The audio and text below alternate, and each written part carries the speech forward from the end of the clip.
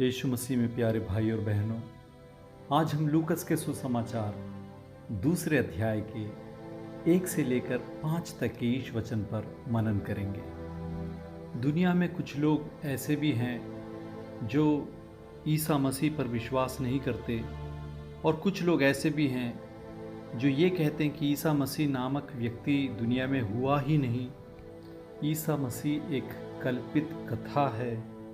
संत पौलुस और कुछ लोगों ने मनगढ़ंत कहानियाँ बनाते हुए ईसा मसीह नामक एक व्यक्ति की सृष्टि की है, एक झूठा इतिहास बनाया है। ऐसा सोचने वालों को एक बहुत ही अच्छा जवाब देते हुए संत लूकस ईसा मसीह के जन्म के विषय में बहुत ही अच्छी तरीके से यहाँ पर बयां कर रहे हैं।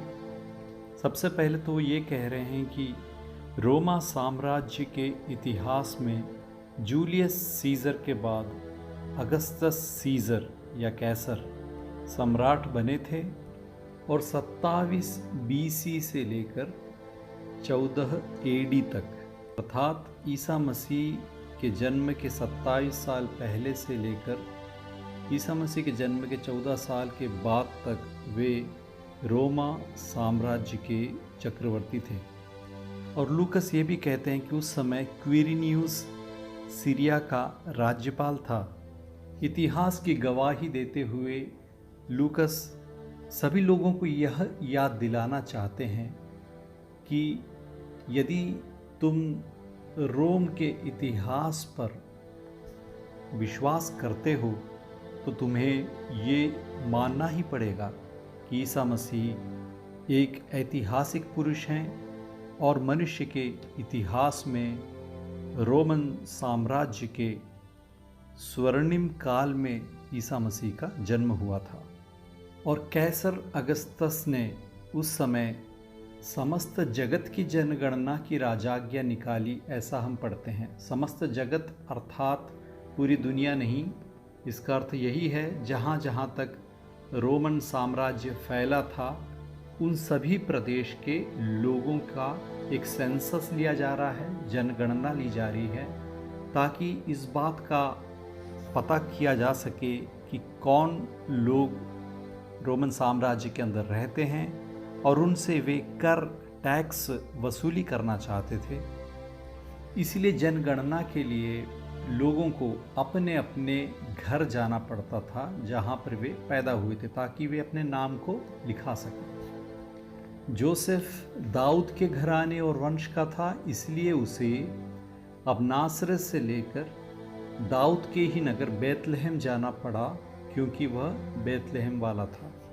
और गर्भवती मरियम भी अपने पति के साथ जनगणना में अपना नाम दर्ज करवाने के लिए जोसेफ के ही साथ दाऊद के नगर बेतलहम जाती है। दुनिया की नज़र में तो चक्रवर्ती के कहने के मुताबिक इन्हें वहाँ पर जाना पड़ रहा है, लेकिन जब इसे ईश्वर की दृष्टि से देखा जाए तो इसकी भविष्यवाणी बहुत ही पहले की जा चुकी थी कि इस्राएल का राजा दाऊद के वंश में पैदा होने वाला मसीहा बेतलहम में पैदा होगा। दाऊद का पुत्र दाऊद के ही नगर बेतलहम में पैदा होगा।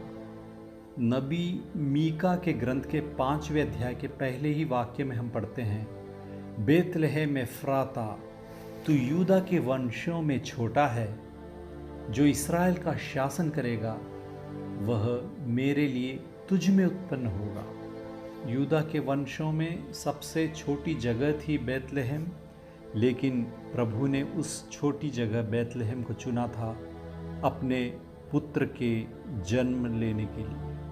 तो इस भविष्यवाणी का पूरा होना ही था, इसलिए जोसेफ और मेरी नासरत से बेतलहम के लिए रवाना होते हैं, दुनिया के शासक के कहने के अनुसार नहीं, ईश्वर की इच्छा के अनुसार, क्योंकि इस दुनिया को चलाने वाला ईश्वर है।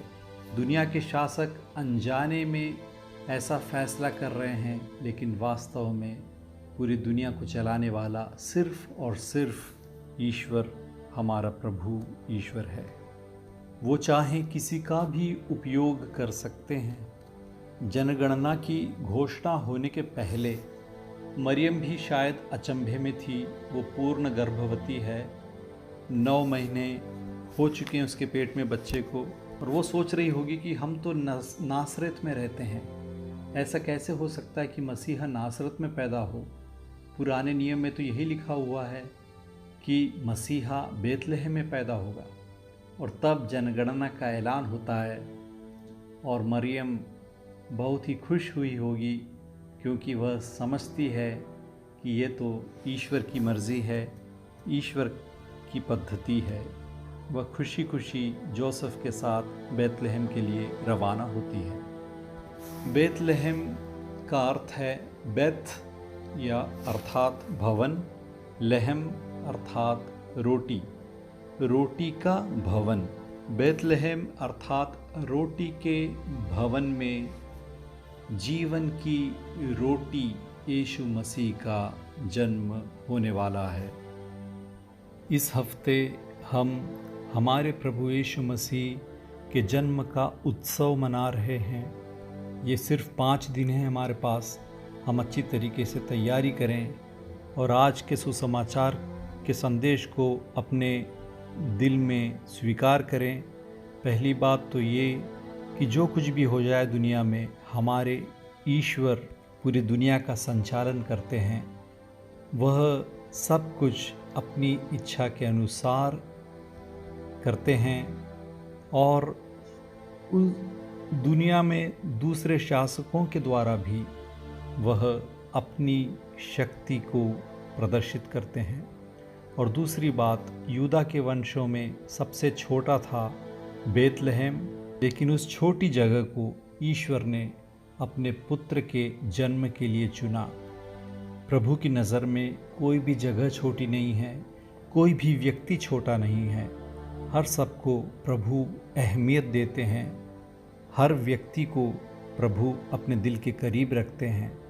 तो हम भी ऐसे प्रभु के नाम की स्तुति करें जो हमारे दिल को देखते हैं, हमारी जगह को देखते हैं और हमें एक अच्छा स्थान प्रदान करते हैं।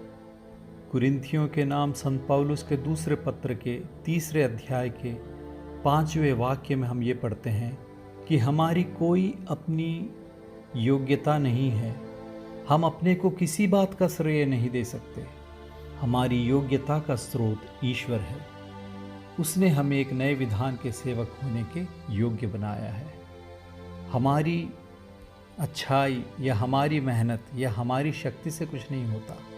हमारी हर योग्यता के पीछे ईश्वर की कृपा है।